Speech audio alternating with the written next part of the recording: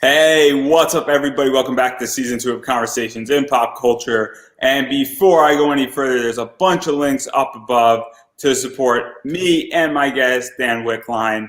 So please go click those links because they actually mean something, and it's super important to go do that. So welcome to the show because I am very excited. It's good to be here, Andrew. Nice to meet you, and it's kind of interesting being on the other side. I've spent so much time interviewing people now. It's been a while since I got interviewed. So, well. I am sure that I am going to live up to hopefully your standard, and because I know exactly what it's like to be on the other side and be on this side and everything in between. And obviously, you've been writing comics and been writing for over 20 years at this point. And so I am super curious. I think it's the best place to start is how did you even get into writing comics, and how did all of this come about? Because obviously you work for one of my favorite companies, Zenescope, which we're going to get to, I promise. I'll give you the Reader's Digest version because started off, got my first comic when I was 5 from my uncle, started reading. My mom was a manager at a Kmart store. One of her employees was a comic fan, and they used to fight over when the Star Wars toys came in. She'd get the figures for me, and he'd get the figures for himself. He ended up becoming my comic connection. He used to go to the comic shop and pick up my books for me and bring them over. And one day he goes, "Hey, there's this convention down in L.A." This was probably 1981. 80 or 81, I think it was 81. He said, "Do you want to go?" And I'm like, "Well, hell yeah." I was a kid. So yes. And we went down there. It was at the Biltmore Hotel. And I got in. It was in the basement of the Biltmore Hotel. And I got to meet Walter Koenig, I suddenly had a love for Star Trek. I got to meet Carolyn Monroe, who was doing Moonraker at the time. So I suddenly had a love for both James Bond and women.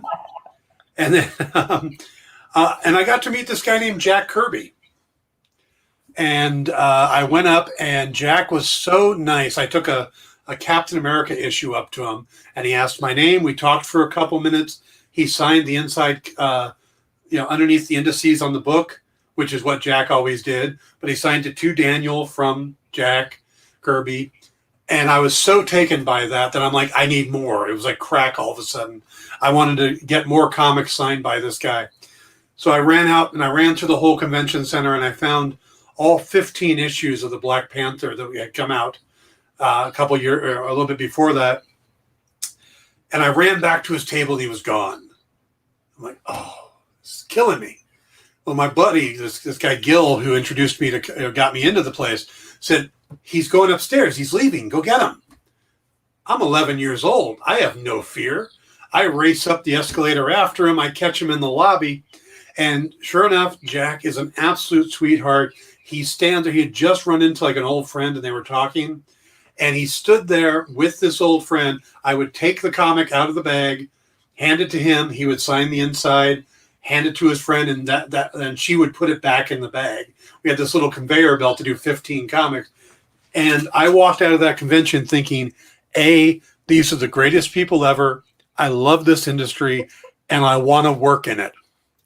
And a couple years later, I realized I was not a good enough artist to ever work in comics. I'm better than stick figure theater. I've actually did the artwork designs for some of the Sinbad villains and the cover layout. So I'm a little better than that, but not by much. And I decided to be a writer from that point on, and stuck with it for a while. Ended up publishing my first book in 1996 under my own publishing line called Hardline Studios. Did that for about 5 years, maybe put out 4 or 5 books total. And then in 2001, I went freelance. And obviously, there's so much to talk about with that. I think what people want to know, first and foremost, is that obviously you've done a lot of independent stuff and publishing that, and indie is right now really hot. And it's almost made a complete comeback where, the 90s were very interesting, a lot of good stuff. So what was that like, really publishing stuff in 1996 all the way up to like 2001? Because obviously that was like when comics also were sort of exploding and dying at the exact same time because of the image boom. Yeah. See, I got in right as the dying started, which was the big issue is that in the big move when I first started looking into doing comics in '94. There was a bunch of different distributors. There was Friendly Franks. There was one in Hawaii. There was Capital. And while I was putting this book together and putting Hardline Studios together, everything changed and Diamond became the one and only. And that was at the same time, there was this thing called Pogs. And I don't know if you remember Pogs. They were these little cardboard things with art on them, and they helped kill the boom of the 90s. I'm not that old. I'm 28. Yeah. I'm not that old. So clearly, I'm significantly younger than so many people. But yeah. So anyway, so back in my day, there was these things called Pogs, and what would happen is you'd hit them. So Pogs suddenly took off for like 6 months to a year. They were insanely popular, and all the stores got into them because that's what the kids were coming and looking for. The problem was that they quickly died because kids went, this is a dumb game. And they got rid of all their little cardboard pieces and started playing video games. And they never went back. For this big chunk of the fan base, never went back to comics.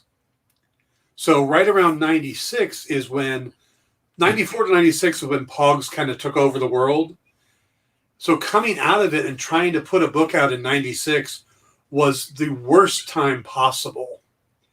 But it allowed me to start going to conventions, start networking, meeting all these people. One of my favorite conventions from that era was 1999. We have a booth at the San Diego Comic-Con. Across from me is Hurricane Comics, who signed their deal with Image that weekend, which is Violent Messiahs and Chassis, and it was Josh Dysart, who's gone on to write all this stuff. It was Tone Rodriguez, who became one of my best friends. So they were directly across from us. Next to them was Dean Zachary and Don McGregor, who, of course, Don McGregor is kind of the father of the Black Panther. A lot of the stuff that the Black Panther movies are coming out of are pulling from Don McGregor's work. But at the end cap, next to us was CrossGen Comics, debuting for the first time. So there was a lot of excitement. The booth was, really popping. And that's when we had the books like Bloodlust and Force out. That was probably our heyday.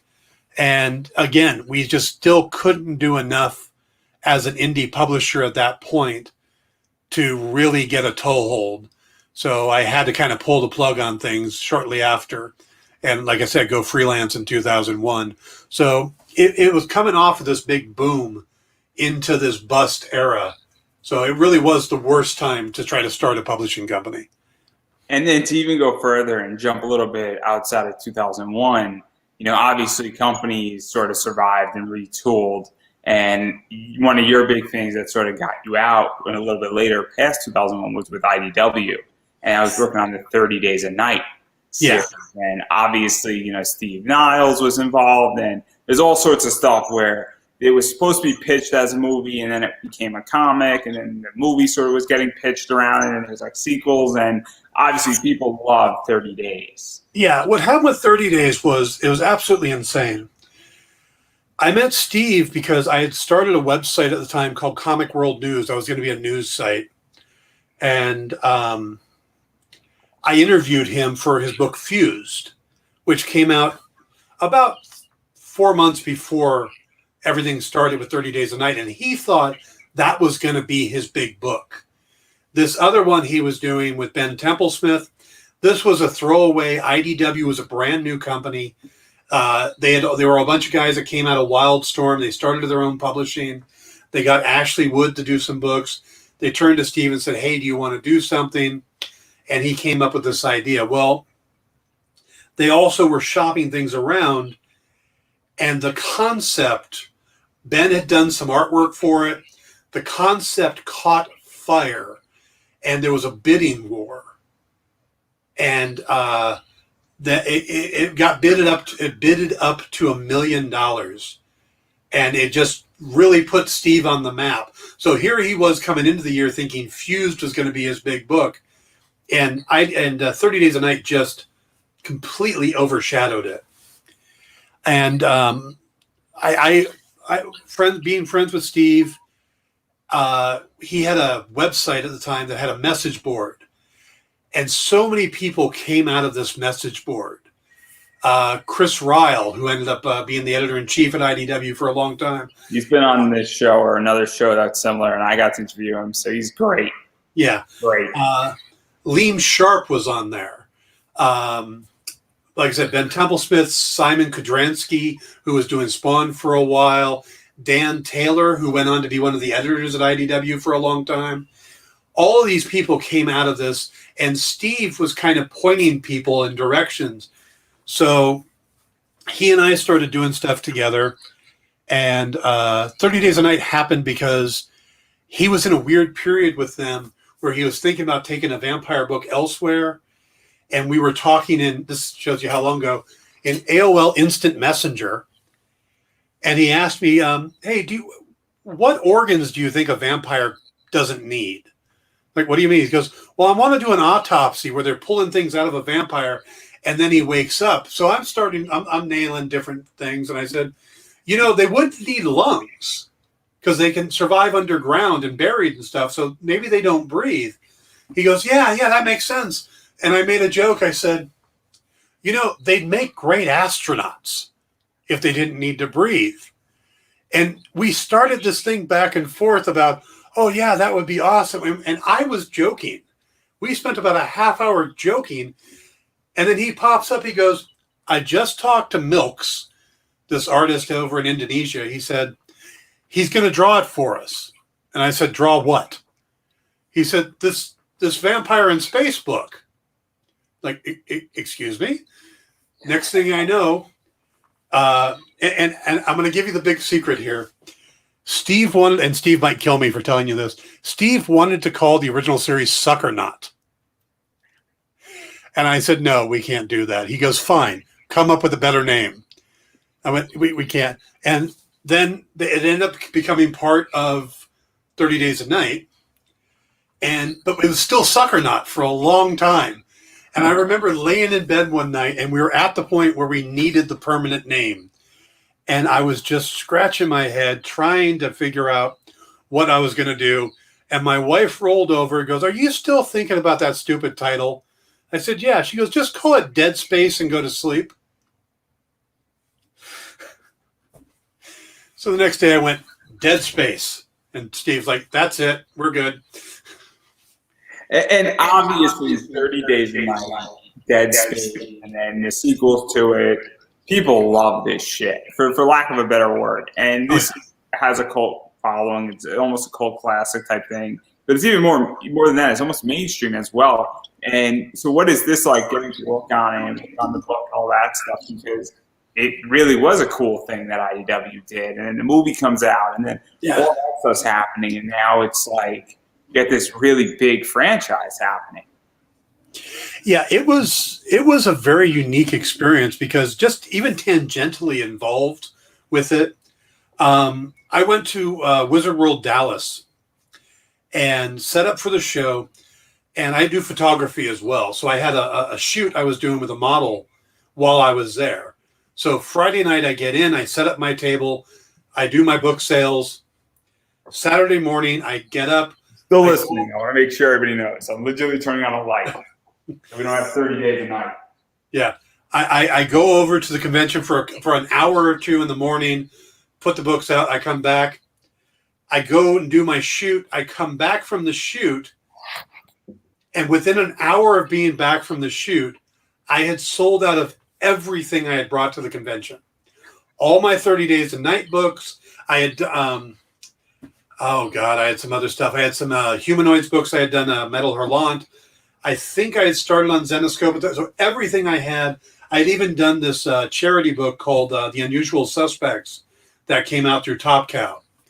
everything was gone. I've got a day and a half left at a convention and nothing for my table. There's a photo of me sitting there with, I'd written kissing booth, and I put out prices for kissing because I had nothing left until Top Cow was nice enough to give me some more of the Unusual Suspect to sell. But it was just a wild weekend. And it was because of 30 Days a Night that people were just looking for any ties into that. But that's a good problem to have. Oh my God, yeah, yeah. I mean, to sit there a Saturday night going, I don't even need to go to the show tomorrow, you know. And obviously, it's very cool, and we're still talking about it. And this is one of the best horror films and one of the best horror comics out there, and people love it. And the fact that I think it came out 2006, 2007, and we're talking about it, 14, 15 years later, is very much a tribute to it. And what is that like for you, knowing that it's never going to die? It is amazing to me because, I look at the film itself, and it's not like any other vampire film I've ever seen before. You could easily take the vampires out and replace it with soldiers. It could just be an occupying force movie, and it would still work. But the part that amazes me is that it almost became like vampires got divided. You had these horrible creature vampires that Steve was leading, and then you had the Twilight shimmering vampires, and it became like this division of, no, vampires aren't supposed to glisten, and it was great. And I've had a lot of fun about that. I even got to do the source book for 30 Days a Night a couple of years later, and brought in my wife at the time to co-write that with me as kind of a thank you for coming up with the Dead Space name. And I love it, and I love everything about it, and I love the movie, I love the comics, and obviously, as I stated, we're still talking about it. And even going further, you also got to work on Strange Case with as well. And so what was that like, continuing to work with him? Because obviously that's a cool, crazy book. And that. I absolutely love working with Steve because it's kind of a weird thing in that our writing styles are very different. Steve is your classic horror writer, and I've always considered myself a mystery writer. So there's always going to be a mystery at the heart of what I'm writing.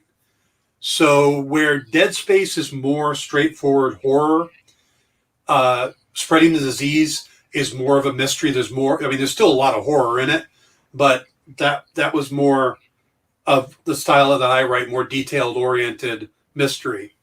When we came to Strange Cases, he was actually working on it for a video game that didn't happen. And the first thing he asked me to do was, could I help him do a level? So I wrote a level for the video game, and that kind of got me in with the company that was doing it. And then they're like, we're going to do these comics. Steve's real busy. So why don't you work with the concept and then you do the scripts? And we decided we were going to follow. Fell had come out recently, the Warren Ellis, Ben Templesmith series, and how they were doing the shorter books, but and they're a little cheaper price. So we followed that format, and we got David Hartman to do the artwork. And David was probably best known at the time for doing the Rob Zombie animated videos. So working with David is just an absolute blast, because all I would do is I would text him and I'd be like, all right, Dave, we're going to do issue 3. What kind of monsters do you want? Hey, can we do Yetis? Yeah, we can do Yetis. Okay, I'm on it. It's a snow episode, And that's pretty much how we handled it. Was I would find out from Dave the type of things he'd want, and what we're doing with Strange Cases, we were taking the archetypes of classic monster hunters. We had the Kolchak type, we had the Sam, kind of the Cal McDonald type, to use Steve's character. We had the Buffy and we had the Ash, those type of things. And we were putting them into the kind of a house on Haunted Hill type setting, and just kind of grow from there. And it was probably one of the most ridiculously fun series to do. And the company that was putting it all together, which I don't believe even exists anymore, they got us together to do like an outtakes video, and you can find it online somewhere. And it's Steve, myself, and David Hartman, and we're sitting in Dark Delicacies, this amazing horror bookstore in Burbank, and they're asking us questions, and we're really just spending the entire time ripping on each other and making jokes. So if you want something fun to watch, go check out that, and you'll see a much younger version of all three of us.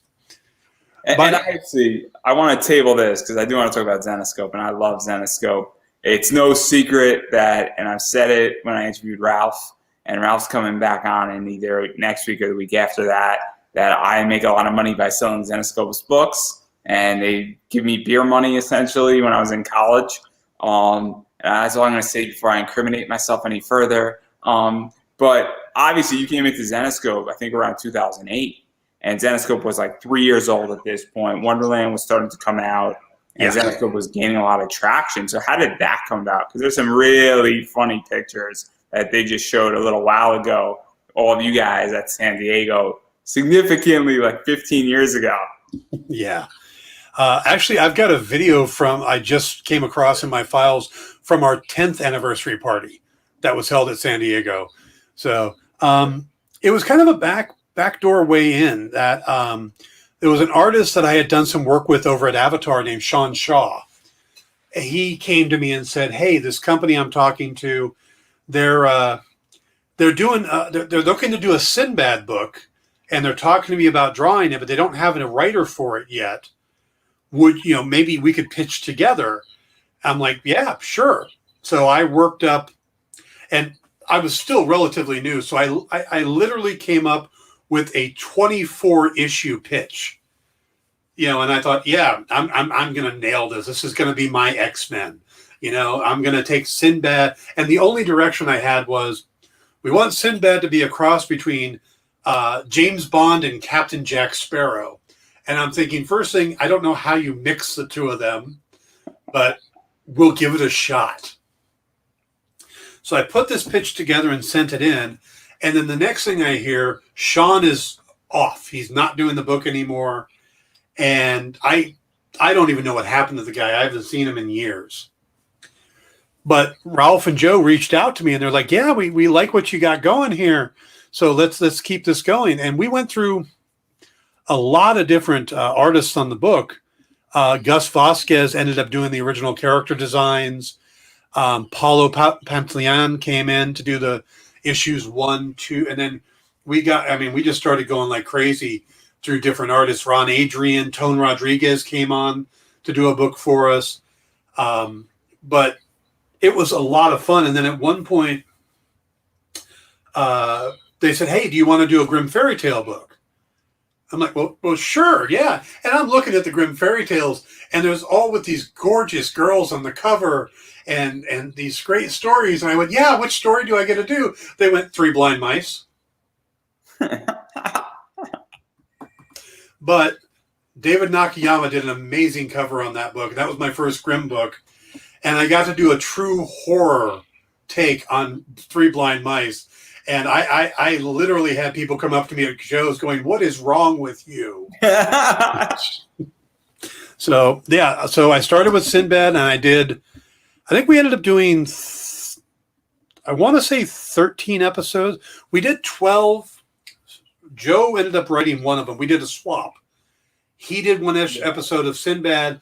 I did an episode of Grimm where we actually did the origin of one of the Sinbad characters. And so that swap. And then we had a 13th episode. We had Brent Peoples as the artist at the time. And I don't think we actually got that book published. That would have been a solo story of one of the characters, and it would have tied into Alibaba. So I had huge plans for the series, but with Sinbad, the covers help sell them. And when you're doing a book about a male sea captain and stuff, for Zenescope, nonetheless. Yeah. I mean, if you're doing it for the Navy Institute, it's a little bit different. What's funny is I still get people coming up and asking me about Sinbad. and people love it. And I know internally, Dave Franchini still talks about how Sinbad was the book that got him. He went out to the Zenoscope website looking to buy the next issue of Sinbad, clicked the wrong button, saw that they had jobs, and applied for an internship. You know, for college credit, might I add. Yes, Dave's been on, and then he tells the story about how he was going for IT of all things. So Dave Franchini, who is now writing Bell and a bunch of things for Zenoscope, basically came in the Paul Levitz way. How Paul Levitz came into DC Comics. Yeah, but yeah. So he said that that Sinbad was the reason he did that. But of course, I got to expand out. They started throwing. I'm a very fast writer, so a lot of times it would be, oh no, we need a script tomorrow. Let's call Dan. You know, so it's like, you know, so Grimm Fairy Tales, talking with Raven, we came up with the ideas to do Call of Wonderland and oh man, there's so much to talk about. You got to break all of this down. You're going way too quick. You're like writing the podcast for me right now. It's terrible. All right, where do you want to go next? So obviously one of the things that I like about Sinbad is that this was sort of one of the first expansions of the Grimm universe.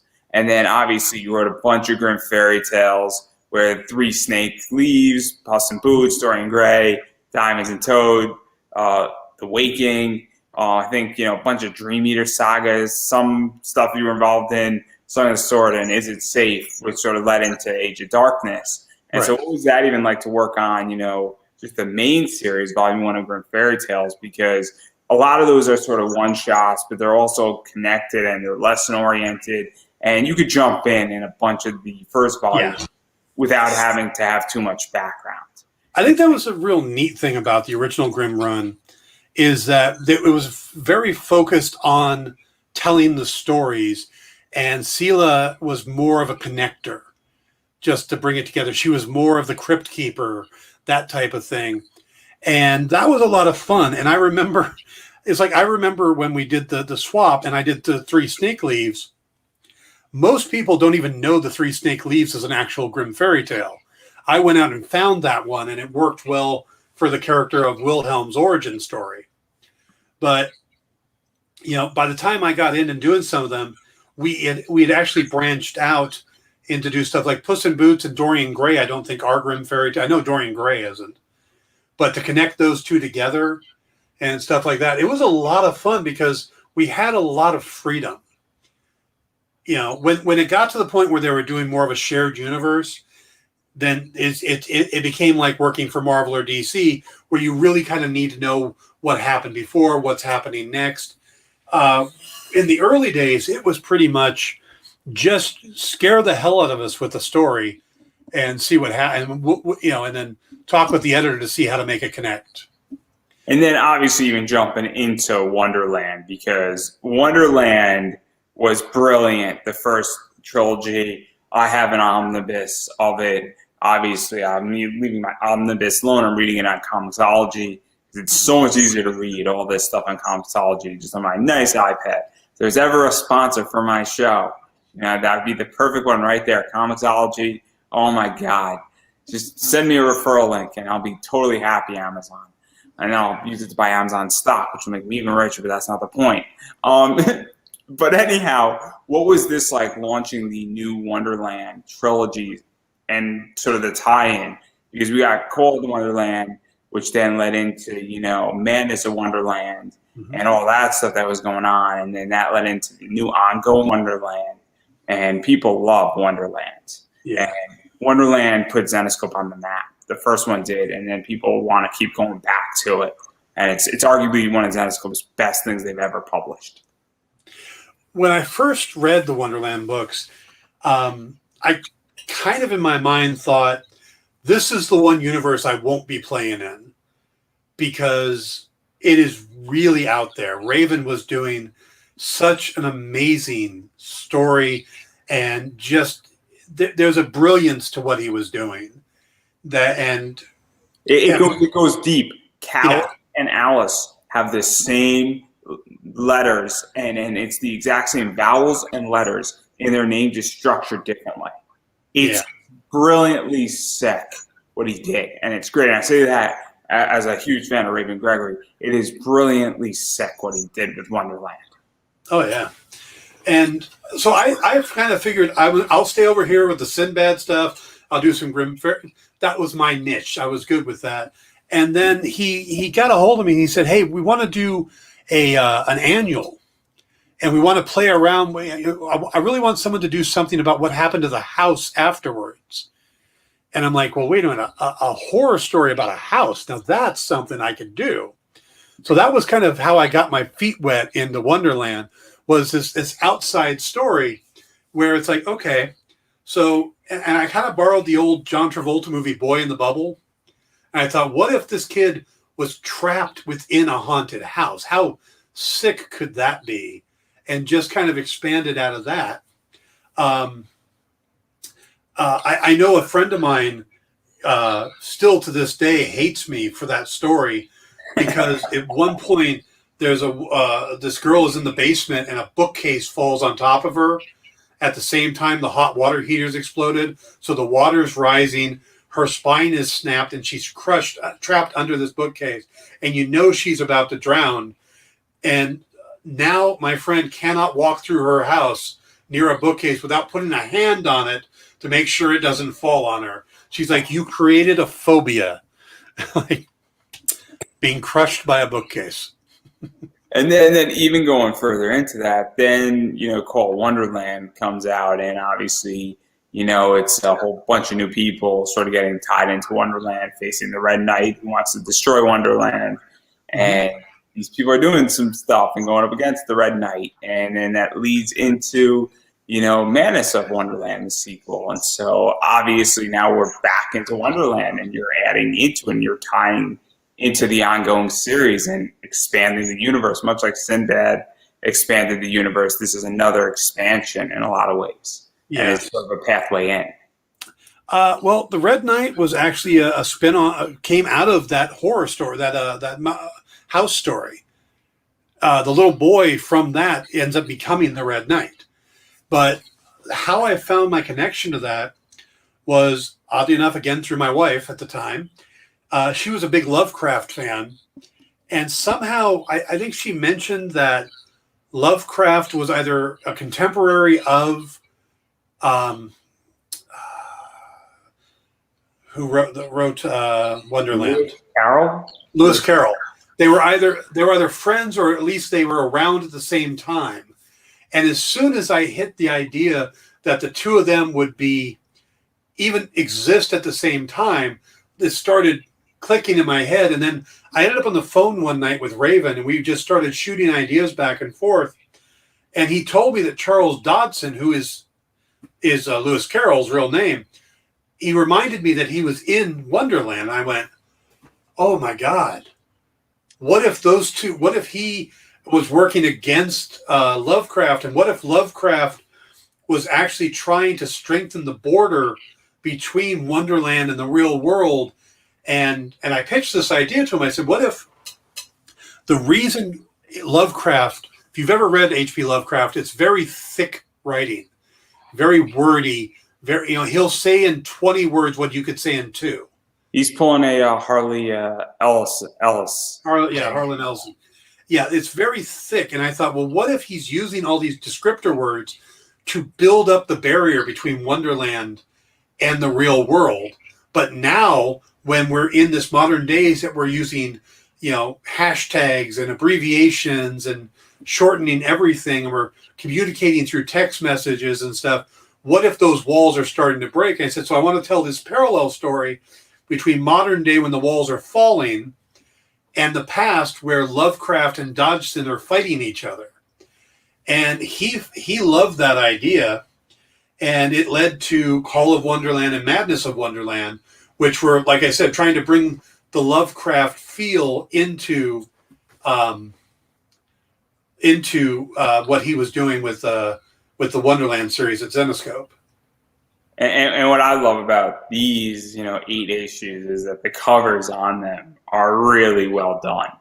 And that's the other thing that is also very helpful about these books, is that the covers are fantastic. I know Mike Crone did a bunch of them. It's a lot of fun stuff. Obviously, I've spoken with Michael D. Pascal. I've spoken with Sanju, who's worked on a bunch of them. I'm trying to get Mike Chrome on because he's done a bunch of them.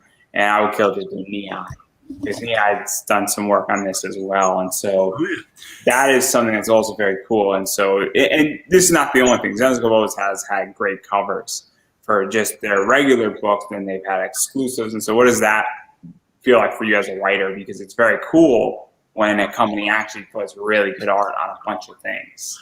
I'll be honest that there are times, I mean, still to this day, every once in a while, I'll look online and I'll see a book and I'll see my name attached to it. It's like, I've never seen that cover. It's gorgeous. But they did so many amazing covers and a lot of exclusives and stuff that I never even got to see. But, you know, Nei did, I'm jumping ahead, but I got to do Tales of Neverland. And We're going to the darkness, guys. We're going to the darkness. She did this connecting cover, which is this woman sitting by the water. And then there's another one that she connects it vertically. And it's this scene underwater underneath it.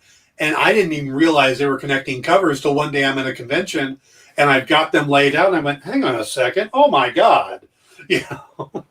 So it's like the Elias Chazoudis, you know, Valentine's and St. Patrick's Day covers, where they're vertically connecting and not horizontally connecting. And it's super, super cool. And I love the fact that Zenescope, because they have vertical connecting covers. Yes. But I've never seen, you know, horizontal, I should say. I've never seen vertical until Zenescope.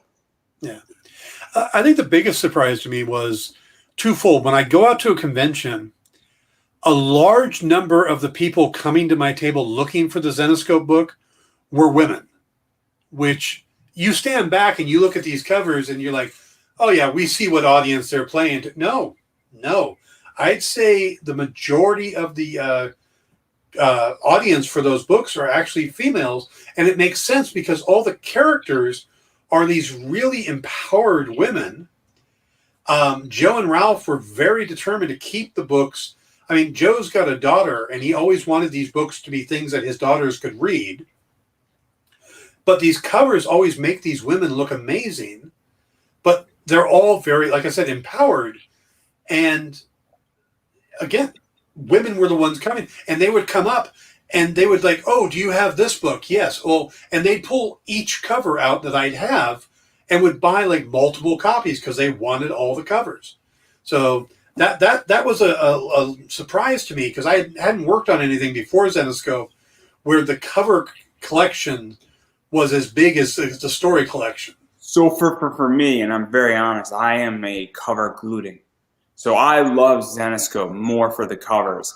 And I just recently started actually reading a lot of Zenescope because I just got a comicsology subscription. And I'm going back with all this stuff. And I'm like, oh, man, this is actually really great because I just love the cover art. And I love what Ali Garza does. I love what Keith Garvey does. I love Sam Kumanaki, Ebax. I mean, there's all these people that have actually come out of Zenescope cover-wise that have worked for Marvel, DC. David Nakayama is a really good example where he is hard to pin down with Zenescope.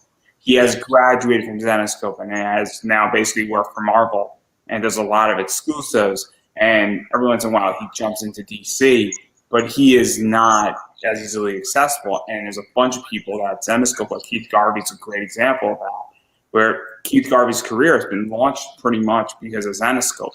Late, might I add. Because Keith Garvey's obviously a little bit older than the new kids on the block. But it's kind of a crazy circumstance, and I love it. And I love putting this stuff up on Instagram. My mom doesn't, but that's okay. She's not me. So I look at the solicitations and I see names popping up like crazy that, oh, this guy's on a Marvel book and this guy's over here doing a Dynamite book. And it's like, oh, yeah, I worked with them back at Zenescope. You know, a bunch of these guys, some of their first books were over at Zenescope. And, you know, so I get to talk to them. And even on the writing side, you have people like Howard Mackey and Chuck Dixon, who are two major comic book veterans. Who basically, I mean, Ghost Rider and Batman Nightfall have worked, and every once in a while come back into Zenescope, and it's kind of crazy when you think about it, where it's a very cool company, And obviously you're in the mixture as well because you've done a bunch of stuff and you really helped to shape this with Neverland, and then obviously Neverland Age of Darkness, which is dealing with Nathan Cross and is pretty much flipping Peter Pan upside its head. And that's the other thing about Zenescope too, is they take a bunch of these fairy tales and flip them upside down and shake up the bottle a little bit. Oh yeah. Yeah, I mean it seems like such a simple concept when they started. We're just going to do dark versions of Grimm fairy tales. Oh, we're going to do a dark version of Alice in Wonderland. But what they've done is just taken that ball and run with it and created some pretty amazing comics. And I don't think they get their due. I don't think Joe and Ralph really get their due for what they've done and how this company has grown. I mean, they've sold over 15 million books. And this is something that I get in discussions with people all the time, where people view Zenescope and like, oh, it's Cheesecake Good Girl art. And I'm like, have you opened up a Zenescope book? And I'm the first person to say not every Zenescope book and not every series is for everybody. You could not be a fan of Sinbad or Neverland, but you could love Robin Hood or Van Helsing. Or it could be vice versa, or you could not like The Courier. And I'm probably shooting my relationships with half of the people at Zenescope right now. But the idea is that if you read and take a sampler of Zenescope, there is books for everybody in that. Now, you might not particularly love Wonderland because you might just not want the darkness and you want more of a heroic feel to it, which is Robin Hood. Or you might want, Van Helsing, which is different than Robin Hood, which is still the action, but it's a little bit darker, but not as dark as Wonderland and not as fuckery as Wonderland. I think, a fair statement. That's what Wonderland is. Or if you just want, volume 2 of Grimm Fairy Tales, that is a little bit more concise than volume 1, or just going through the Age of Darkness saga. It's very interesting. So obviously, you've had a lot of playing in Zenescope and shaping this, because you've done an Age of Darkness story. You've done, I guess, Neverland Volume 4, I think it is, in that Age of Darkness. You've done some work on Oz and telling some stories. I forget which story. I think you did the Toto Dog Part 1 story. The Tin Man. I did the Tin Man. Oh, the Tin Man. I'm really bad at this. Clearly. That's fine. Hey, I forget sometimes. I forgot about the Age of Darkness Neverland thing until you just mentioned it. And that was a blast of a series to write, because Cross is such a fun character. He's a little bit John McClane from Die Hard, and you have to remember, oh yeah, this is basically Captain Hook, but we're making him the hero. I love Neverland, and I love parts of Neverland, and I love the concept of it. And I'm in the middle of Neverland, so I don't know exactly where it's going. I get to read a graphic novel a week, and I love it, and I just love the fact that like Tinkerbell is like the bad guy and Peter Pan is whatever, and that Wendy and then Hook up, no pun intended, and like Tiger Lily, it sort of becomes the new queen of the island. Oh, it's brilliant. It's absolutely brilliant, and it just reimagines what it could be. And this is just the fight for it while everything else is going on in Age of Darkness. And that's what I like about this as well, is that Volume 4, from what I know, it's a sort of a self-contained story. And I'm going to use an analogy. I don't know if you're a Gundam fan by any chance. A little bit, yeah. So Gundam does stuff where they have War and Pocket, and they have the OFMS team, and they have Thunderbolts, which all take place during the 1 Year War. That's what this story is, where it takes place during Age of Darkness, but it doesn't interfere too much in Age of Darkness, the main saga, but it gives you more context, and also is a more ground-to-earth type story, and it's also putting a microscope on what's going on. Yeah. The reason they could do stuff like that is, in a lot of ways, Ralph and Joe work as kind of the Kevin Feige of the Zenescope universe. They kind of plot everything out and give the structure to the stories and where everything fits in. And then they let the writers come in, like, somebody comes in to write different books. Well, that's what happens here, is you get different writers coming in to put their stamp on it. But Joe and Ralph are still guiding everything. And other authors come in as well. Raven was part of the decision, kind of the guiding force for a while. Pat Chan took that on for a while. Dave Franchini is kind of that guy now. And then Dave, I think Wolf is now involved. Yeah, he's coming in now because I know Ralph is trying to focus more on the TV and film side, and so they need to shift around a little bit. So it should be interesting to see where that goes. No. Ralph really wants to go back to his bartending career, but that's a different discussion. I don't know if you know the joke of that. Yeah. He was the bartender in Robin Hood, I Love New York. Mm-hmm. It's great. It's great. Yeah. So there's a lot of it's a very controlled overall universe, and that's why I think it works, where they can bring in a lot of different people to write the stories because they're kind of giving the important components. They'll call me up and say, "We need this story, and we need these type of things to happen. Can you have it tomorrow?" Yeah.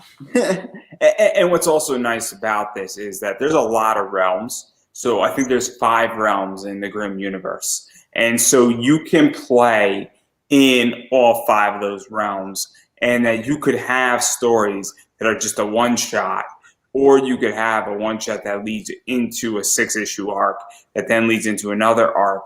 And it's very cool. And also you could distance things out from each other. Something like Sleepy Hollow doesn't have to be perfectly connected in there. I know you worked on Sleepy Hollow. Obviously, some of those Oz stories, which were not part of the main, but it was Tales from Oz. And it's just giving more context to what that Oz stuff is, and then how that Oz stuff connects back into the Grimm universe. And, obviously, I don't think Dorothy, from my understanding of Oz, has really appeared much like Robin Hood and Van Helsing have had crossovers the same way, but I definitely think that there's something that could be done in the future with that. But it's the idea that this gives us more context now, which is very nice as well. And that's what I like about this, because I just read Tales of Oz. Because I read the first Oz story, and then I read Tales of Oz right after it. And sometimes the chronologically, a Zenescope gets all wonky. You can get lost in the weeds very easily. Well, they've actually done something to try to fix that, in that what they're doing now is they're doing a lot of one-shots and miniseries and trying to make it more accessible to new readers, but still have a somewhat overarching story that people can come into and get hooked. But they are trying to approach that. Well, they just need to build a timeline. Legitimately, it could take them like 3 days. If they just built the timeline, it would solve every problem. Yeah, but then something comes out and it contradicts the timeline, and you have to start over. Well, all I want is just like an entry point, an easy entry point on their website. That's all I want. That's all I want, because this way I know that I could enter here and then have like legitimately 100 issues to go through and then enjoy myself. Because I'm now becoming a reader of all this stuff. And I know with certain things to start, and Wonderland's obviously a lot easier. But then when you get into Robin Hood, Van Helsing, and even Oz, it gets a little crazy, because there's Tales of Oz, there's one-shots of Oz, there's Oz of Volume 1, 2, and 3, and then where does Tales fit in versus this, and then how you do it. So all they have to do is just build me a timeline, and I will be ecstatic. I'll be a happy camper. That's all I'm going to say. Yeah. I hope they make one for you, because I think a lot of people would like one of those. So I'll do it if they just give me all the stuff. I'll go through it. I'll do it for free. I mean, seriously, just give me like a week, and I'll do it for free. If you give me everything, I'll read it. Oh, it'll be great. But I digress right there. And obviously, Zenescope is a very cool company, and I love Zenescope in so many ways. I love the artists they pull in. I love the writers they pull in. I like what you've done, because obviously I've read Sinbad, I've read the Tin Man story, and I'm sure I've read other things from you that I didn't even know that I read.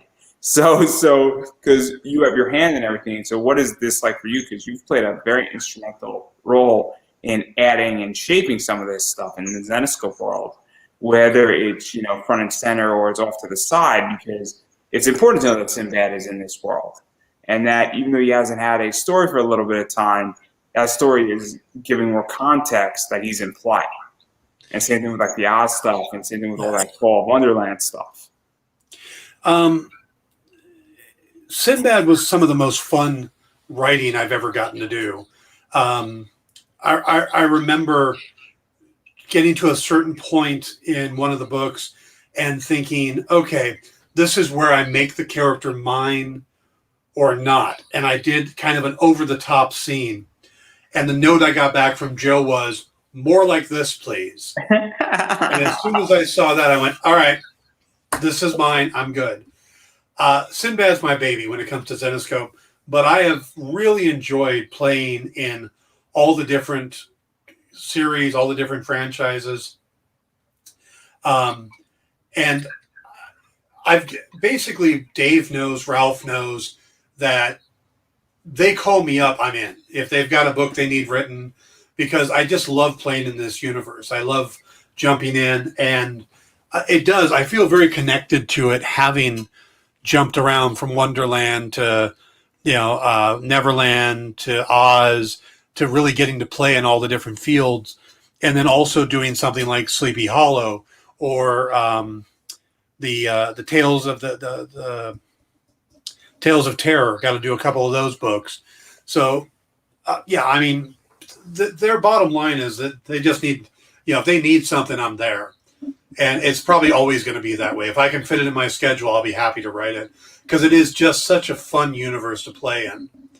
And also, it's not superheroes. And I hate to say this. I mean, look, I love Superman. I love what Marvel does sometimes with certain characters, even DC. I'm a big Green Lantern fan. But after a while, and the reason why I like Zenescope is that it's not superheroes. And these people and these characters are human in a lot of ways. And that's the other thing, is that I'm sick of superheroes. And I'm sick of, you kill Batman, he's coming back in 2 issues. Like, people who die in Zenescope don't come back, or they come back in a very interesting way, but not your typical dark way. Yeah, it's usually a very dark way. when you kill Johnny, in Wonderland, he's not coming back as Johnny. It's or you kill Alice, she's not coming back as Alice anymore. Right. And there's consequences, I think. Absolutely. I am a fan of the comics, the superhero stuff, and I just enjoy writing. I love telling stories. So I get a call and somebody says, "Hey, we want you to do a James Bond book." I'm going to do a James Bond book. If they, I've written pulp characters like the Green Hornet and the Phantom. I've written I got to write Shadowhawk for a while for Image. So yeah, let's talk about that, because Shadowhawk, 1994, I think, or 1996. And then it sort of disappeared for a little bit, and then there was an entire resurrection. And the resurrection, I think, took place 15 years later as well. Yes. It was almost in real time. And I have a beat-up old copy of Shadowhawk that was all foiled out, and old school Image book. Got it for $1. Had no idea what it was about. It just looked dope. And it looks amazing. And these books are actually super cool, because they were paying, tribute and homage to a bunch of retro covers and a bunch of like superhero type covers as well. So what was this like, really writing, a few issues of Shadowhawk? Knowing it's and knowing that Image is pushing it. I got to do the resurrection of Shadowhawk, which the original series Jim Valentino did, and the idea for the character was he was a backbreaker. So basically he was Batman. Well, he was sort of bad, but basically if he got a bad guy, he would snap their spine to make sure they never did anything again. He couldn't trust the justice system. So he was Punisher, just much crueler. Yeah. But he also had AIDS.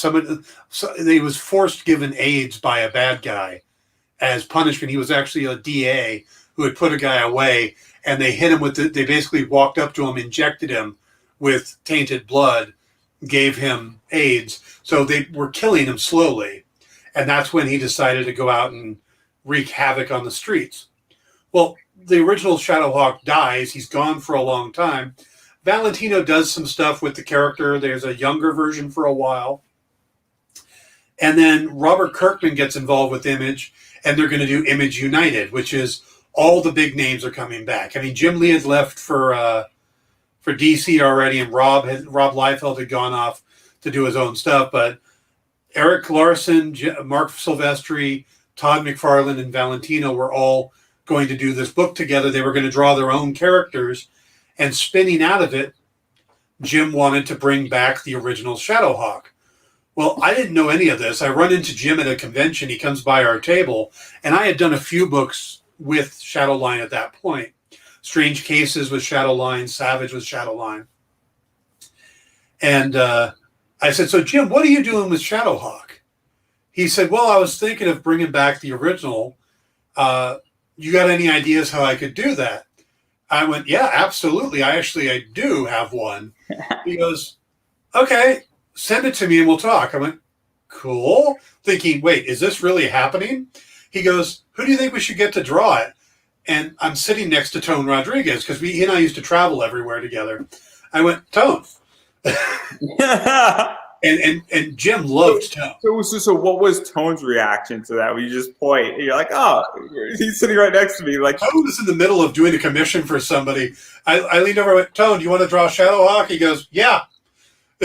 and that's pretty much how it happened. We did some other conversations afterwards, but I pitched the idea of how to bring him back, and we got it all set, and it was going to spin out of Image United, which, if you're a history of Image at all, I'm well aware of how that ended. I'm well aware. I don't want to ruin anybody's career, but I think it's safe to say Image United did not end well.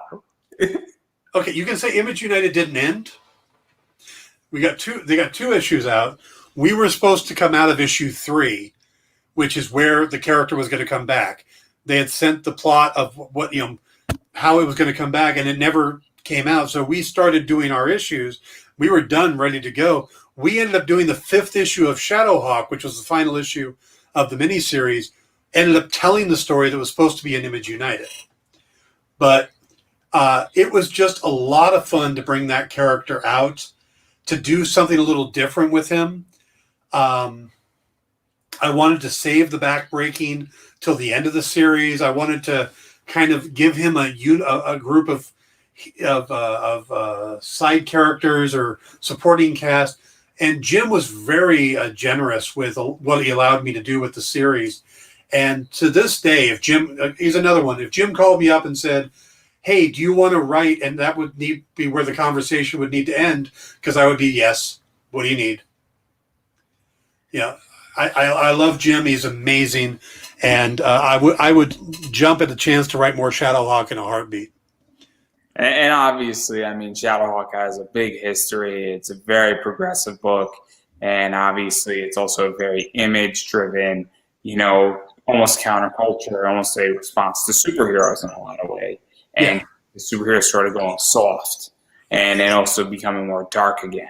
And there's a whole conversation I have with Denny O'Neil about this because, well, Batman 66 didn't do superheroes any favors for 30 years. As much as Adam West and that show was important for licensing and merchandising, took 30 years to fix what it did. It did, but at the same time, there was a good chance Batman was going to get canceled had 66 not come along. That show. That's true. Yeah, so yes, it did a lot of damage to the tone of comics, but it put Batman in a big enough spotlight that the books kept going. And we got a lot of amazing changes. The Riddler we have now, the Riddler only appeared twice before he was used in Batman in the first pilot episode, and it's only because someone decided to use the character again shortly before. He was gone out of comics for years, like 17 years. Appeared, went away, came back for one issue, and that's just happened to be the one the show producer saw and made that the first character. And if Frank Gorshin didn't do his amazing performance as the Riddler, we probably would never have seen the character again. Probably Cesar Romero as well with the Joker. Without a doubt. Eartha Kitt as well. Yeah. Super important. They went after all these huge named actors to play the villains and gave them credibility, So, yeah, it ruined the tone for a long time. But it also gave us a lot of what we have. The popularity of a lot of the characters came from that show. The way I describe it, because I talk about this, because I'm big into comic book investing, is that there are two sides to comics. There's the underlying IP, and then there's the overlying IP. And the IP, I'm not saying we're breaking the IP, because you can't break the IP. You can't separate it. But you have to understand that movies, television are one side of the IP, and then the comic books are the other side of the IP. And then you can make the argument that the third side of the IP is the merchandising element of it. And it's very important when, you're investing in comic books and characters' first appearances, what you're investing, what you understand. And I'm planning to teach this entire class. And there's a whole discussion on that because it is super important. And I think that the show ultimately was good for the IP, but it hurt the underlying IP for 30 years and tonality. And then it took some fixing. And then, Batman the Dark Knight trilogy saved that. Well, I think the problem is that at the time, DC thought they needed to do what the show was doing. But you look at Marvel, and Marvel Comics isn't doing necessarily what the movies are doing. The movies are super popular, but you've got Doctor Strange coming out in March, and they're about to kill Doctor Strange. WandaVision was huge, and it's going to be in Doctor Strange. They've just killed Wanda, or they're going to kill Wanda. They're killing Spider-Man in one of the books too, and they got a Spider-Man movie coming out. So it's obvious that the actual connection between what the comics are doing, what the film is doing, is not nearly as important, at least to the publisher, as they thought it was back in the late 60s. Yeah, I definitely see that. I also think publishers are smart because they understand that all the ideas that are in comics wind up getting made into movies, and they want to experiment, I think, in the comics. Also Fallout 4. Nobody thought that book was going to be worth anything. I got a crazy story about that. I was at Midtown Comics on Free Comic Book Day. They're giving away that book for free. Mm-hmm. That book is a $1,600 to $1,900 book right now. They were giving it away for free, and they're like, "Do you want 4 more?" And this is how insane it is that Midtown Comics is giving away a first printing of Ultimate Falcor in the polybag. And now, fast forward 5 years later, that book is super, super pumped up. So go figure that one out. It's crazy world we live in. Absolutely. And so obviously there's one more book I do want to talk about, and that's The Freeze, because this is my alley. And I love the concept where basically, and stop me at any point, pretty much everybody's frozen except this one guy, Ray, and he can unfreeze people, and he starts doing it, and then it's this entire political, governmental restructuring of society where he's unfreezing people, and then they're saying, okay, what type of society do we want to have? Who should be unfrozen? Why should they be unfrozen? And when you start unfreezing a bunch of people, well, different people might have different ideologies. And definitely something similar came out, called Dr. Stone about 2 years ago. So it's just a very similar concept, but yours, I think, was first. Dr. Stone. Is that Liam Sharp? Dr. Stone's a manga. Oh, okay. Yeah, I'm oddly not familiar with that. Really popular show. So people know it, and they see this in the comments, so they'll know. But anyway, I like the entire concept of this because obviously we're dealing with what people do, and also ideologies and how society should be structured, and who deserves to be restored and not restored after this gigantic freeze occurred. And then if you leave people frozen, why are you leaving them frozen? And it raises a bunch of questions. Yeah.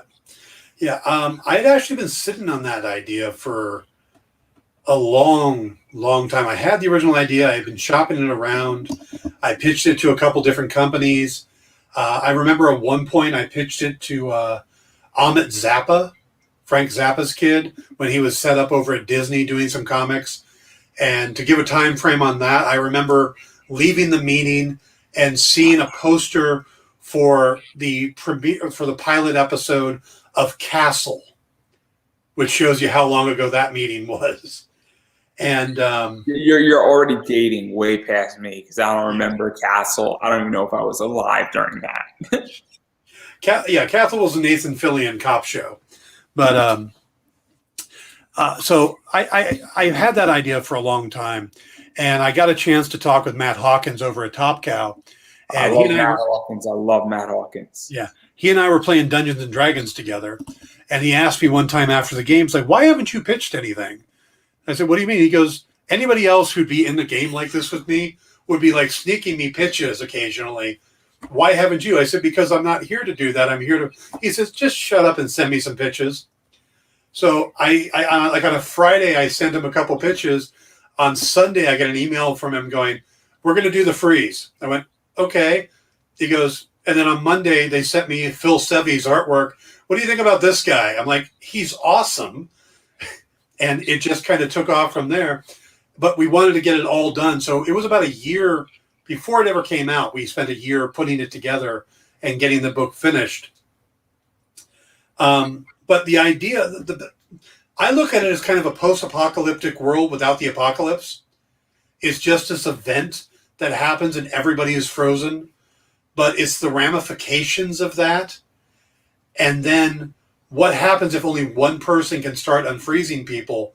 Just the idea that he'd be able to unfreeze everybody is impossible because you can't physically go around and touch everybody on the planet. And also, would you? Should you unfreeze everybody? Those are the questions that start happening. You know, they unfreeze somebody that it turns into a medical situation. And then they got that question. So you have to pause and think about who you're unfreezing before it happens. And this is just an average, everyday guy who never wanted to be anything special. You know, there's a girl he liked at the office. He had the job he wanted. He had his grandma he was taking care of. Everything was good. And now he's the center of everything. And then also what starts happening is that you start unfreezing certain people, and then maybe, you get a Cain will still kill Abel situation when you're trying to, maybe create a better world. Yeah, you're trying to pick the right people. You're doing your research and looking up somebody online doesn't mean you're going to get to know who they really are, but you do your best. And but when you start doing that, you get these ideological questions like, well, why did this happen? Nobody knows in the story. Nobody knows why it happened, but humankind wants answers. That's how religion starts. That's how mythology starts. Is we make up reasons. And if you're a religious person and suddenly the entire world gets frozen, you're going to think God did it. And if then one person has the ability to unfreeze them, God did that too. That's the Messiah. That's God's messenger right there. He's the chosen one to bring back, so you could see how that would start rolling. And I knew when I first came up with this idea, I would have to address that first. And that's kind of the first story arc is who do you bring back? But as it's going on, I also want to address just human nature, how you can be bad under the surface and look good, as in, you could look like you're a good person.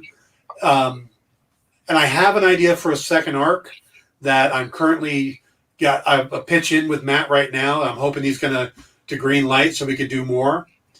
But yeah, it is an absolute blast of a series to write because you're thinking about things in a way you wouldn't normally think about things. You're looking at human nature.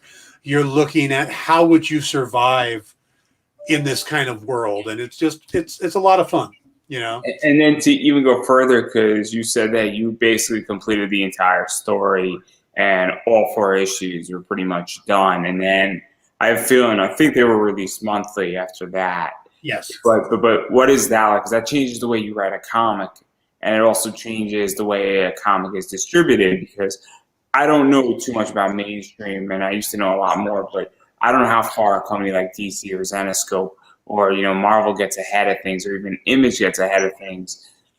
But obviously, when you are all done with the series and you know that you can release it, it creates a lot of easement on the publisher, on distribution, even planning to go to a con, because if you know that if you're going to be releasing in June and you have con season coming up, that, maybe it's time to, pick up a bunch of issue 1s so that throughout the summer I'm covered when people come to my table so that by August or September or even going into October, I have all 4 issues out. And then, so obviously there's a lot of stuff that is planning oriented with that. So what was that like? Because from a business position, it's difficult up front, but then it probably makes the back end a lot easier. It does from a business standpoint. Once you know it's all done, and then you start scheduling it, you know it's going to come out on time. You know, okay, I've got this convention coming up. I got that. We can plan it out for these things. Oh, we're going to have a preview book at San Diego Con. Then we'll come out at the end of the year. That means we'll be bringing the trade out for the next San Diego Con, so people will remember the preview book. And even if they didn't pick up the individual issues, we're going to have the graphic novel on the table. Those kind of things is how you plan out. But the other thing is that normally when you're doing an ongoing book, a lot of times it's by the skin of your teeth. You're writing just a couple months ahead. You know, you solicit it like 2 months beforehand is when it gets into Diamond, and then it comes out, 2 months after that. So you're trying to keep far enough ahead. But then if an artist gets sick, you got all those problems. When you do something like this, Phil did the pencils, the inks, and the colors. And it was the first time he'd ever colored it. So he was a little slower than he would normally be. He's a very good, fast artist, but it slowed him down a little bit. So we really just thought, okay, let's take it off, keep it off the schedule. We'll get it done. We'll get, Troy Pateri came in and did all the lettering. When we got the books done, then it came time to put it out. And it just made a lot more sense to have it done in the can. And then if we needed to tweak anything, we always had that ability. But, that way we could plan out everything. Also help with marketing as well, because now you know what the ending is. You got 4 issues. You know what the story is, that there's no surprises, and that you're committed also to getting it out, regardless of necessarily sales with the book. You're committed to getting it out, which means that, if issue 3 is going to kill it and issue 2 doesn't, well, you also know the trajectory to some degree of what the book's going to do. Yeah. I mean, and when you put a book out, you put out issue 1 and you say next month issue 2 will be here. Readers want issue 2 to be there next month. They've accepted it. You've kind of made a deal with them. So say we got 2 issues in, and then Phil was outside playing with his kids, riding skateboards, fell and broke his drawing hand, and we don't have issue 3 on time. Then we have to either scramble for another artist or have to wait till Phil's ready to draw again. You get a delay in the book. You're breaking your verbal contract with the guys who bought issues 1 and 2 at that or your coveted agreement with my hard-earned money and my comic shop, and you're destroying my soul. How dare you? Yeah. And retailers put money up front to buy their comics. So when 2 months in advance, they're saying, okay, we got this many people reading the freeze. I need that many issues of number 3. I would even go even further because a lot of comic shops, so I order my comics online. I got to pre-order as a consumer, as a customer. I'm ordering 2-3 months ahead. And so it is crazy. Now I get a discount where, it's significantly cheaper, where when I'm ordering from Midtown Comics, it's $2.50 a book instead of $4 or $5 a book. So I'm getting a, 40 to 50% discount, but I'm 2 months ahead. And every once in a while I get a cancellation of a book, and it sucks. It's painful. But you're not paying until, when you pre-order, but are you paying when you pre-order through Midtown? I do. I pre-order and I'm paid, and I pay immediately. So I just made an order for $50 about 4 days ago, and I paid. That money's out of my bank account.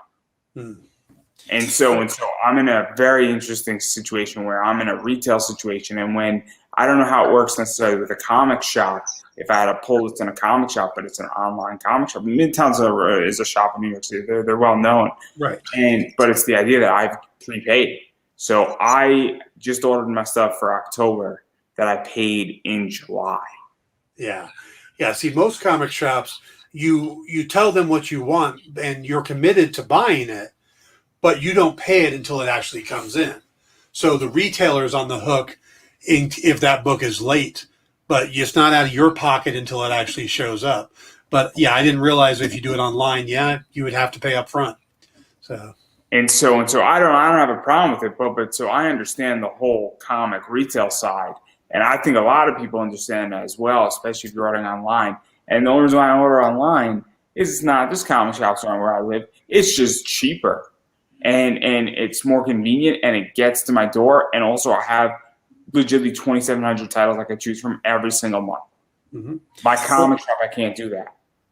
Well, if you become a pull customer, then a lot of times they will start giving discounts, but you really have to be a regular. You can't just wander in and buy. But yeah, there's advantages to different things. But also being able to go into a comic shop and buying the book, you get the advantage of, hey, I want this book. There it is in my hand. I get to leave with it now. I go to comic shops, but also I'm a variant glutton. And so I'm always looking for the exclusive. So when I go into a comic shop, I look for the exclusive. And also, like, I buy directly from Zenoscope, because when they have an exclusive, I could buy from my comic shop, or I could buy right from the horse's mouth. Right.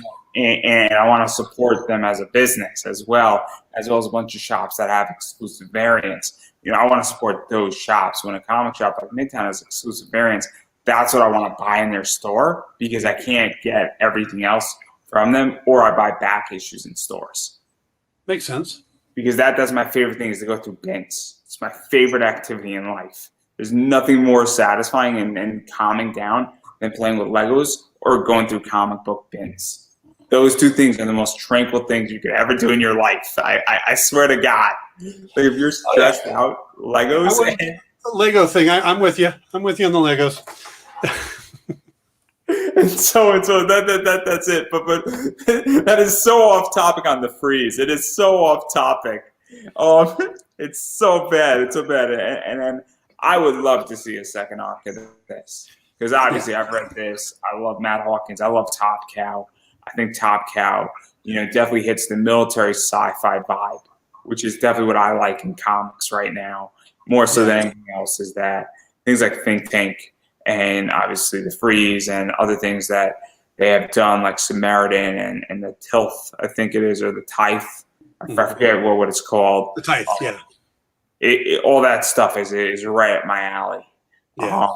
Witchblade is right up my alley as well. So obviously I like that stuff. But if you like military sci-fi and you're a fan of Top Cow, there was a book I did with Matt and I co-wrote called Tales of Honor. They're based off of a series of novels by David Weber called Honor Harrington, and that is straight up military sci-fi, and it is a blast to do. And you should look for those trades; they're a lot of fun. There's 2 trades. I co-wrote the second one with Matt. I'm gonna look into it because I need something to read, and I need something that is easily accessible, which is called Amazon.com. So there you go. But even going further out of comics, you do write prose as well. You've written some Phantom, Green Hornet, Lucius Fogg, which is your creation. Yes. And so what is that like to write prose? Because it's very different what you do in a prose book than you do in a comic, and other things as well. Prose is interesting because you're pretty much in control of everything. With Lucius Fogg, I also publish those. I put them out through my own publishing house, and I can sit down and I can write it at my own pace. I can go, all right, today I'm going to do this episode. But the first time I wrote Lucius Fogg, I had a hard time doing prose because I would rush to the ending. I couldn't force myself to stay on pace. And how I solved that was I actually wrote the first Lucius Fogg novel live on Twitter. I would get up and I would write each chapter in Twitter. Literally, this is back when it was still 144 characters, not the expanded. So I had a limited, so every sentence, everything, I was stuck by that. And I wrote the first book that way. And I would get constant feedback, but it forced me into now what is my normal writing pattern on how I can do prose. And I've done a lot since. But it's a very different writing style because you're not you don't have the artist to rely on. The biggest place I noticed it was I got it here. about a year or so back, Dynamite asked me to do an adaptation of The Boys was real popular with the series. They asked me to take the first graphic novel and turn it into an actual prose novel. So we did that. And I found that taking some of Garth Ennis's writing and the artwork Derek Robertson have, and then trying to explain some of that, it became rather tricky. There were some scenes that were very difficult to explain or to put into words, but it was a lot of fun, and I got to expand on some stuff too, to give more depth. Starlight's character is very underused in the beginning because Garth didn't plan for her to be around very long. So I got to do more in-depth, spend more time at the Sevens location, her getting in. So that was a lot of fun, but I wouldn't have been able to do something like that, to be able to write a book like that, had it not been for doing the first Lucius Fogg book, for doing it live on Twitter, and forcing myself to find my mechanism for writing. And even going further into The Boys, because obviously Garth Ennis is a national treasure in comics. Obviously, talking about Amazon. I mean, they totally should have sponsored this episode. But obviously The Boys is super popular, where The Boys was great when it came out in comics, and then Amazon has boosted probably the sales for it with the show. People love the show. People are cosplaying it, and I don't think prior to the show people were cosplaying it. And a lot of people who were not necessarily fans of the comics are now fans of the comics, and then you do the adaptation, which means that naturally fans of the comics, the show, new fans of the comics, and people see these cosplays are going to come into it. So what is that like for you, that you're adding to it and you're giving another, and you're feeding the beast? Because people who like The Boys want more of that content. And they also want more in between seasons and what they can get their hands on. So what is that like for you? Because you're feeding that beast in a lot of ways. It was probably the most nerve-wracking project I've ever worked on, because I knew that when I was finished, it was going to go to Garth, that he was going to look it over to make sure it fit into his creation, that I didn't stray too far. I still told the story he wanted to tell. I mean, the fact that it's an adaptation, I'm not, I got to add some depth to some areas that he didn't get to play with originally. But overall, it's still his story. So that was a little nerve-wracking. So I expected to get just a ton of notes back and in Garth's colorful language. And instead, he pretty much just liked it. And, it went through pretty quickly. I was amazed. So what is that like? Because obviously you're a veteran in the comic industry. Garth Ennis is a veteran in it. And when you're getting praise from another veteran, what is that like? And them, obviously critiquing it and also praising it to some degree, because every once in a while I get praise from another podcaster who's slightly bigger than me, and I go, "Oh, you did that interview really well." And then I'll praise somebody, and it's always nice when you have people who are professional praising you. And it also must be, it's super weird for me when like a big podcast is saying, "Oh man, that interview you did was great." It's super weird for me because I'm like, yeah, I thought it was okay. And so what is that like to be in that situation? Because it must be odd, but also really cool at the same time. It is, because a lot of writers, and I can't speak for all of them, but I know a lot of writers I know, we're introverted. We suffer from like imposter syndrome. We assume that people only buy our books because they like the character and they deal with the fact that we wrote it, or we play ourselves down. A lot of self-deprecation. There are other writers who think that they're the greatest thing ever. Yeah. Don't get me wrong. But like myself, I always just assume I'm this guy in the corner that's doing my job, and I get charity work or that type of thing, because it's that mindset. You work alone in a vacuum. I'm here in my office. I do the shows I do now, the podcasts I do now, but it's all from here. This is where my world, So I just assume that it's a joke or I'm just filling in. And when you actually get any praise, or, somebody like Garth Ennis just goes, "Yeah, that looks great," and you're expecting all these horrible notes and how you're going to have to start over, or my God, why did we hire this guy? You expect those, and it's anxiety. It's, we all have these things. I know completely, because every time I ask for an interview, I expect a no. I expect to be pushed down a flight of stairs. I expect to be kicked when I'm pushed and rolling down the flight of stairs. And I expect people to say, you suck. And not sing it the way Kurt Angle gets it sung to him, but in a much meaner way. I completely expect the bare minimum and to be beaten up. And then when people praise me, I'm like, you think I'm good? Like, this is fascinating. When people say yes, I'm like, this is amazing, because it's just that attitude. And then I think it's, I completely get it. I completely get it. And I think a lot of people who've never been in that situation don't get it. Yeah. Yeah. I mean, like I said, so, and when you're a writer, you spend so much time working alone. You go to a convention, and that's where we actually get that human interaction. But at the same time, like I said, a lot of writers are introverts. So you go to a convention, then you're absolutely exhausted because you've spent so much time dealing with the public and dealing with people that you go back home and you hide in your cave again. But so to get any form of praise is a bit shocking. But when you come up with somebody like Garth Ennis, and and like I said, he was fine with it. He was good with it. He was, it's like, how did that happen? Or or the Freeze. The Freeze got so many really positive reviews that I started searching for the negative ones. Colin said, it's like, no, this can't be right. No. You needed something just to bring your ego down a little bit, right? Yeah. You can't. Don't make me think I'm actually a good writer. You can't let that happen. Or I joked it earlier in the thing about how I always got the call when Zenescope needed a script in a day. Because that's how you get your mindset that you're filling in, or you're the third call on the list when everybody else is turned down. So you're the Elias Chazoudis, in which he could build a cover in 6 hours, and you could build a script in a day. Yes, and I've done one in 6 hours. There's a Zenescope book out there that I wrote in 6 hours.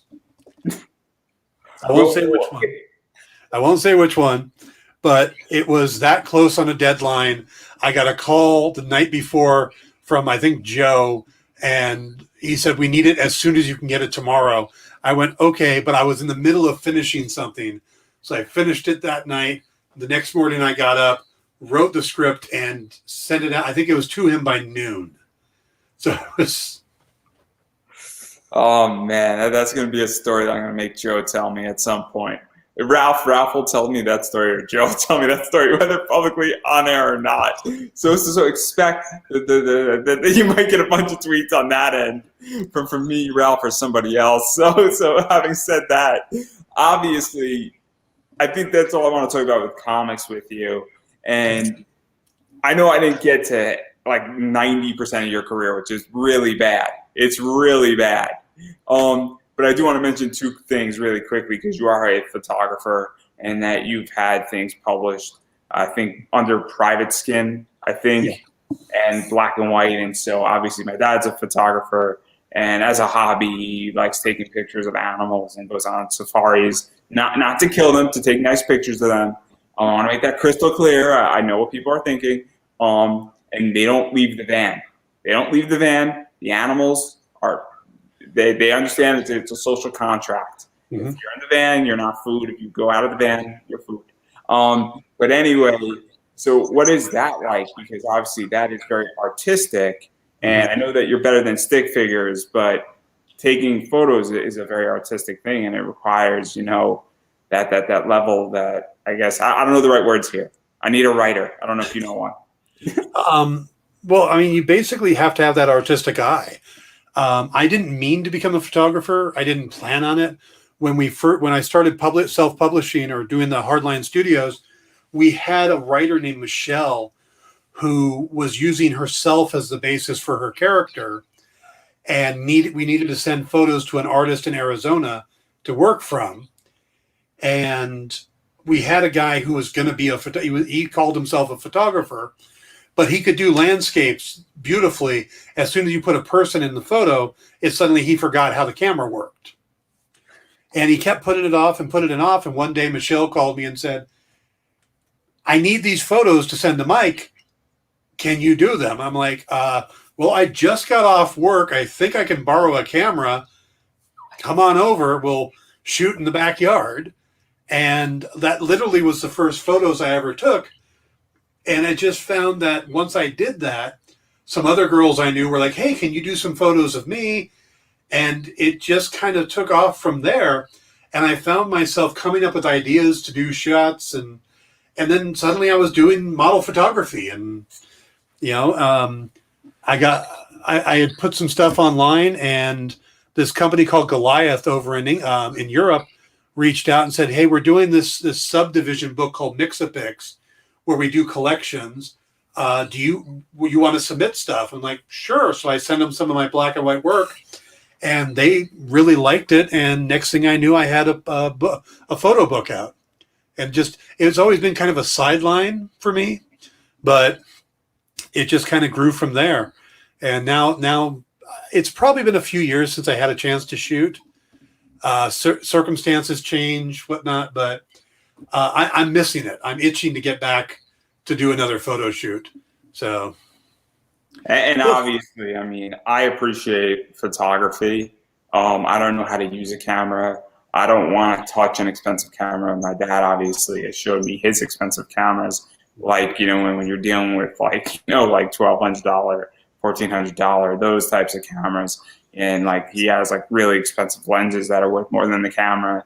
And I don't want to touch any of it. I inherited my father's watch problem, where he has a watch fetish and I have a watch fetish now. And that's as far as we're going to go with it. I'm not going to inherit my father's camera. Before you get it, I'm going to show you a watch that has special lineage. This watch doesn't look like anything special, does it? No, it does not. Okay. I'm about to be schooled, everybody. This watch I was wearing when I cameoed on an episode of Dexter. And you can see this as I'm a dead body on an episode of Dexter, and that is the watch I'm wearing, and it's clearly in view. So that is a very special watch. That is a television-worn watch from an episode of Dexter. And then Dexter is coming back. Yes, it is.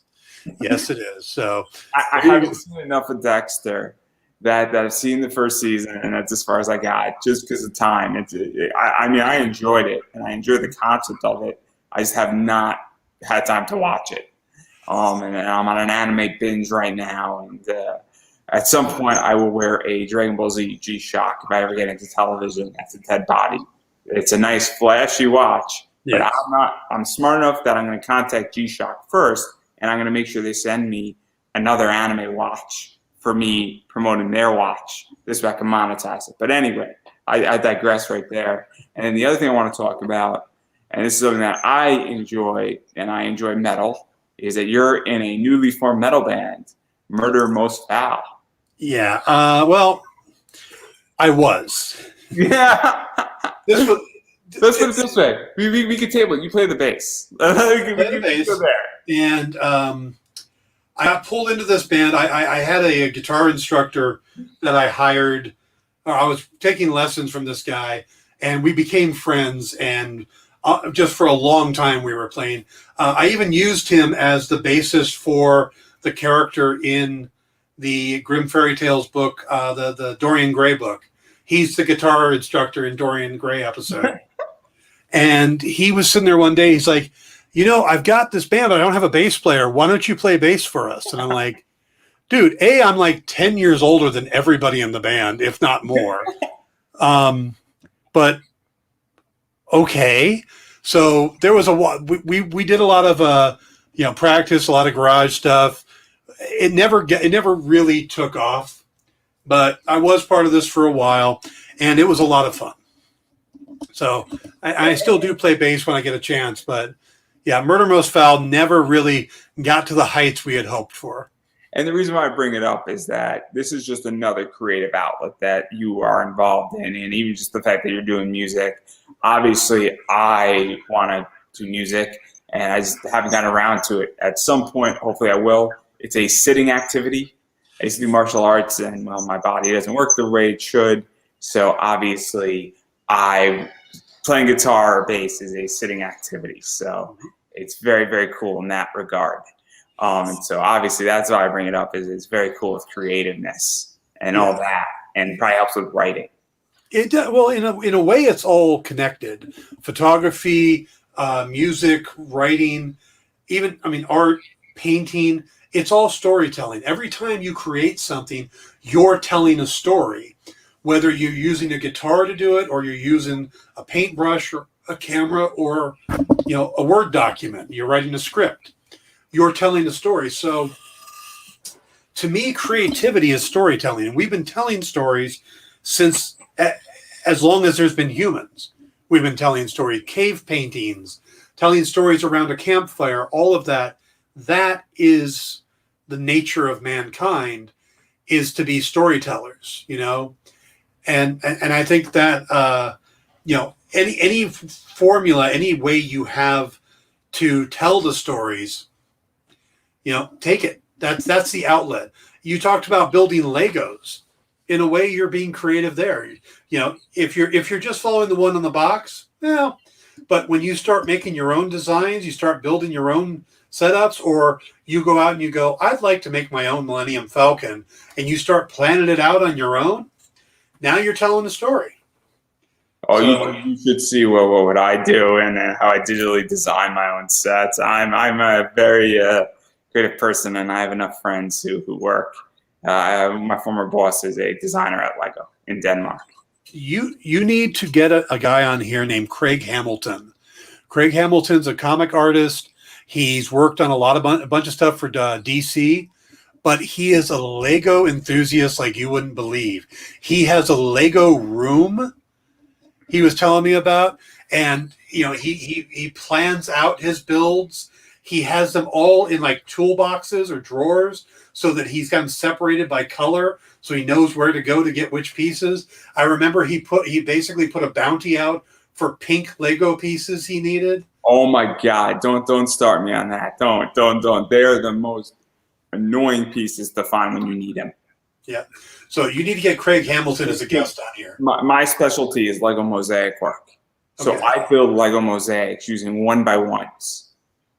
And so I'm building massive things that are just crazy. And I'm building a Naruto Sexy Jutsu virtually, digitally. And it uses so many pink pieces. It is sick. Like, the thing is going to be so expensive. It's going to be like, legitimately, if I was to build it in person, it's going to be like $10,000 to build it, which is insane. Yeah. But enough about Legos, because I'm going to get myself in trouble. Everybody else is going to get in trouble. My old boss is probably going to shoot me when he hears this. And so it's going to be bad. So obviously I haven't touched 1/10 of your career, and it's really bad because I'm totally unprofessional in that regard. There's just so much to talk about, but I don't want to keep you here all night, but I do want to give you an opportunity to self-promote. I know you got a bunch of stuff's going on. I know I didn't touch half the stuff. At some point, my mom's going to come back in like 10 minutes, and she's going to cook dinner, and I'm going to get yelled at and kicked off one way or the other.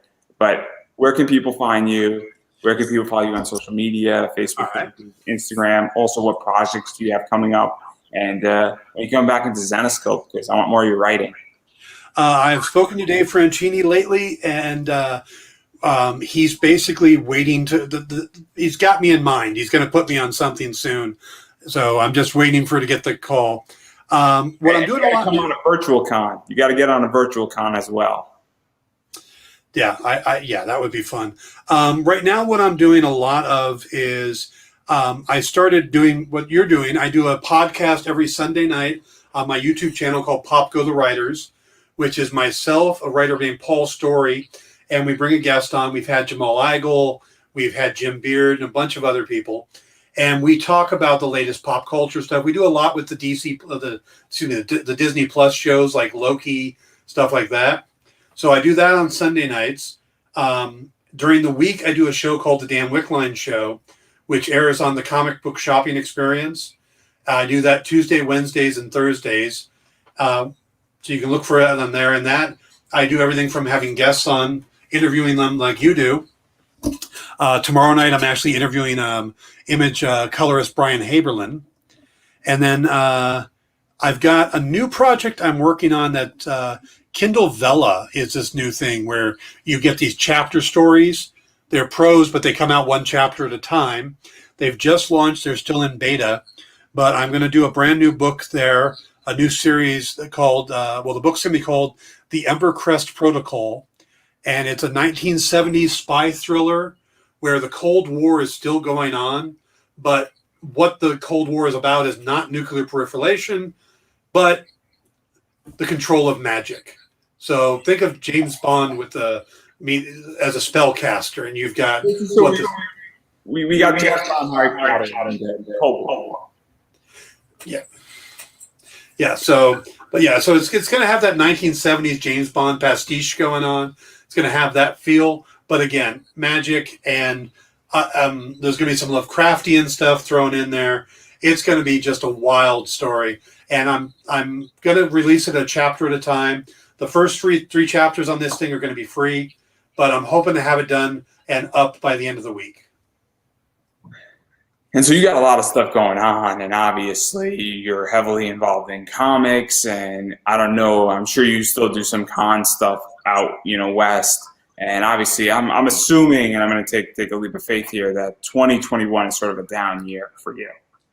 Yeah. I think the first con I'm set up for is going to be at the end of this year. I'm going to get out to Comic-Con Revolution in Riverside, California, and that'll be the start of me getting back out to shows. Yeah. But the reason why I say that is that obviously, I have a feeling 2022 is going to be more of a normal schedule for everybody, including myself. And I'm coming back in June in 2022 just because I'm in, the East Coast and it's cold all the way up to June for the most part. I live in Connecticut, and no offense, but I'm not going to a con when it's snowing out. I understand. So, but then I've been to the Phoenix Con in the middle of July in 610 degree weather. That's just as insane. I love the Phoenix Con, but damn, it gets hot out there. Yeah, I agree. So on that note, and I've been saying this to everybody, you have to support comic creators, writers, people who are doing projects you love. You have to support them, and what that means is that you have to check out their websites, check out their books, buy their books, actually read their books, follow them on social media. If they have a project that's coming out, you got to back that project. You got to go say hello to them at a con. Say hello to somebody at a con. Buy something that they're selling. Especially we don't bite unless requested. That is true. That is true. Mm-hmm. And so obviously though, that's something that you have to do, and you have to support what you love, because that is the way this gets made more and more and more and more and more. And so I'm encouraging everybody to do that. Also, this show, what I want everybody to do is I just want everybody to share it. That's what I am asking everybody to do. I have, a link for a donation, not required by anybody. If you feel so inclined to, feel free to. But I don't need it. What I really want is I want shares, because I want more people to see this. And that's what I really want. That's my entire intention. So it's super important to do that as well. And on that note, I'm going to give you the final word. All right. You guys can find me on Facebook, on Instagram, at Dan Wickline. My name is everywhere. When he talks about supporting your creators out there, if you love someone's work, support them. Another way to do that for some of the older creators, the guys that created all these characters that we're loving, is a group called the Hero Initiative, who help out and aid comic creators who are down to their luck, whether it's an older creator who maybe created the character showing up on the Disney Plus series, or it's a younger creator who's dealing with medical issues. Hero Initiative is an amazing group. I've done as much work as possible as I can with them, and will continue to do so. They do auctions online. You can buy original art. You can buy a bunch of stuff. They do sketch covers, amazing ways you can follow these guys. So reach out to the Hero Initiative, look and see what you can buy from them, pick up from them. It's a great charity to support. Support the creators out there, and definitely support your retailers. Get out to your retail stores. They need you to come in. They need you to buy things. You love comics. It's a match made in heaven right there. So, yeah, and I think I couldn't have said that any better myself. So I believe that is a wrap right there. Well, thank you for having me, Andrew. It's been a lot of fun. You did good.